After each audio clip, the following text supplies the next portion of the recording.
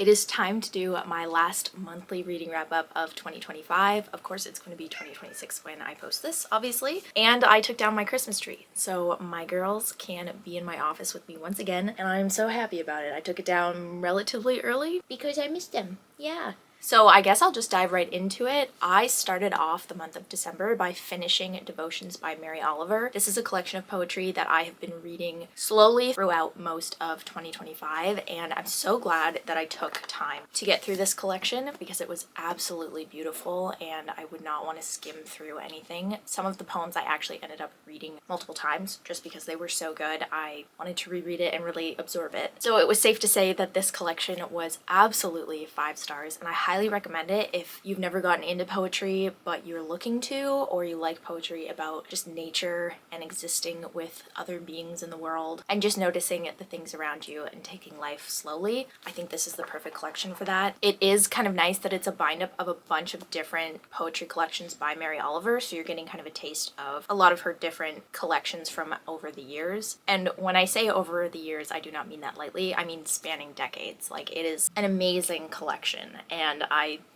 can't recommend it enough. After finishing that collection, I was still really in a cozy mood, so I finally decided to get to The Teller of Small Fortunes. I am borrowing this book from someone, and I need to get it back to them ASAP. I finished it weeks ago and I still haven't given it back, so I need to do that. But anyway, this was exactly what I was in the mood for. It was cozy, a found family, light fantasy story. I say light because it wasn't like super heavy and confusing. The world building wasn't super intense or anything like that. It was very simple as far as fantasy world building goes. And I did really enjoy it, but I will say it was a little too like low stakes for me, I think. I don't know, there was just something about the pacing of it that was a little too slow for me. So I did end up rating this one 3 stars. I enjoyed it and it was a great one-time read for me. It's not one I think I'd go back to over and over again, but it was a very fun time, and I am very glad that I picked it up when I did, because like I said, I was in a cozy mood and this book is definitely cozy. So if that is your cup of tea,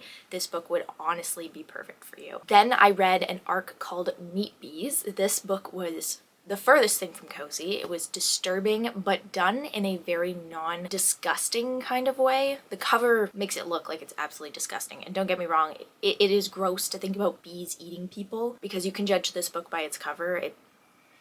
It's like what the cover looks like, but there's way more plot and sustenance to it than just that. Like, it was not just a shock factor. There was a lot going on. The characters were very well fleshed out, and the plot was really good as well. It took a turn that I wasn't expecting. I actually got a lot more out of that book than what I had anticipated. I thought it was going to be, I don't want to say superficial, but superficial for lack of a better word. I didn't think it was going to have a lot of depth to it, but it definitely did, and so I ended up rating it 4 stars. It would have been 5 stars, but the only reason why I ended up docking a star was because the author used the word TikTok way too many times. I like TikTok, don't get me wrong, but it was almost on like every single page for the first 50 pages. It was not necessary. So that just got repetitive and tedious, and I docked it a star because of that. But other than that, great book. I think that this author is amazing at writing horrors, and I'm really hoping that they write more because I would definitely read them. Next, I listened to the audiobook Sociopath by Patrick Gagne. This is a memoir about Patrick, who is a sociopath and also has her PhD in psychology. So she obviously knows what she's talking about when she is talking about sociopaths. I will say that this memoir was very disturbing. There was animal abuse in it and just topics that are very uncomfortable to kind of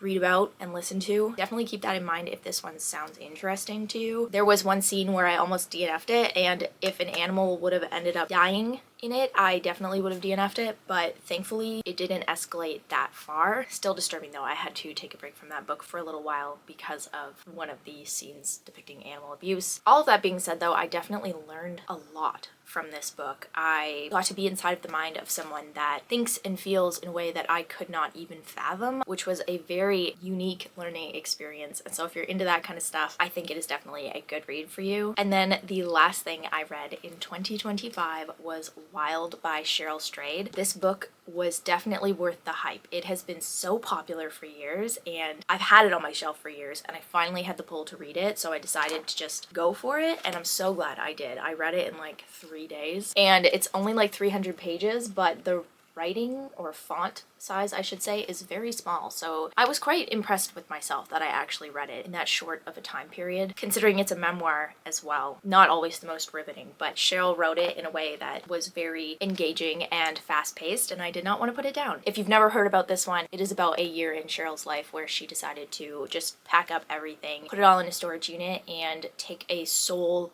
walk along the PCT, which is a huge trail that runs all the way from Mexico to British Columbia. This took her months, and it is the story of that and the trials and tribulations that she met along the way, as well as like parts of her past that drove her to this point in her life where she decided to take this journey. I always love memoirs like this, or just books like this in general, because I too like to get lost in nature. I don't know if I could go that intense with it. That might be a little bit much for me, but it's interesting to see how other people do it and their takes on it and stuff. Anyway, I could gush about this book for a month. I'm not going to, but I definitely could. And if it sounds interesting to you, once again, I highly recommend it. I think a lot of people could get something out of that book, and because of it now, I'm hoping to watch the movie with Reese Witherspoon soon. I've heard very good things about it, so I'm hoping it does Cheryl's story justice. But that is it. That is what I read in the month of December of 2025, and 2025 is over. That's it. That's all she wrote. I do think in the next couple of weeks I am going to be doing a reading wrap up encompassing the entirety of 2025. It's just going to take a little bit longer to film and edit that one, so it might be a little bit later in January. I'm not sure yet. But with that, I am going to leave this one here. I hope you have a great rest of your week, and happy reading.